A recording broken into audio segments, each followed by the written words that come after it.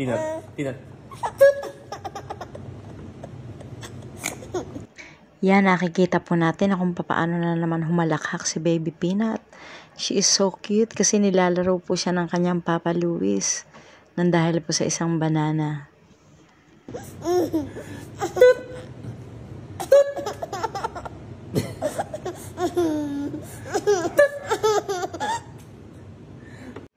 Ang sobra pong nakakatuwa, eto po, na nilalaro niya si Baby Peanut, ipinupok niya yung banana sa kanyang forehead. Kaya naman etong isang bata, gigil na gigil po siya sa katatawa sa kanyang Papa Louis. Peanut. Peanut. Peanut. Peanut, look. Peanut. Peanut. Ang sobra pong nakakatuwa talaga dito. Habang pinupok po ni Louis ang kanyang anak na si Peanut sa forehead ng isang banana. Eto naman pong bata, wala nang ginawa kundi humagalpak ng tawa. At big girl na to po talaga ito si Baby Peanut. Nakakatuwa po talaga itong bata na ito. Kaya makikita po natin talaga.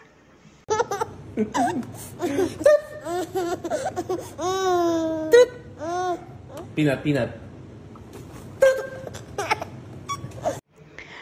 At ang nakakatuwa po talaga, makikita po natin na kung paano na siya makipaglaro sa kanyang Papa Louis. Yung pong kanyang pag-respond sa kanyang pakikipaglaro, nakakatuwa po. Again. Peanut.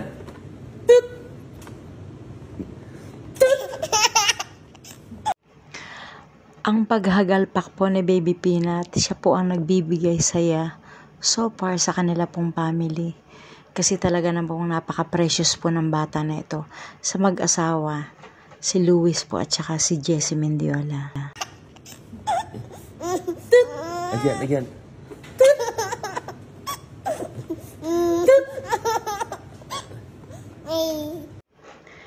Si Baby Peanut po ang isa sa pinaka-precious na regalo ng may kapal kay Jessie Mendiola at saka po kay Luis Manzano. And also love na love po ito ni Ate Vilma Santos, ang kanya pong nag-iisang apo. Again.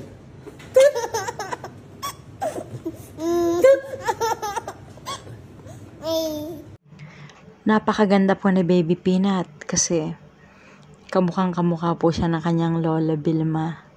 And also nagpapasalamat po si Sir Luis Manzano dahil na napakabibo po talaga ito si Baby Peanut. Super cute.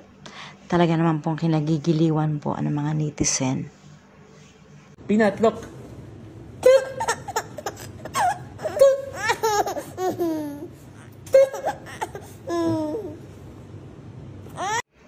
Baby Peanut, you are so precious and also you are so cute. And then lalaki kang napakabuting bata. Cute na cute po talaga siya.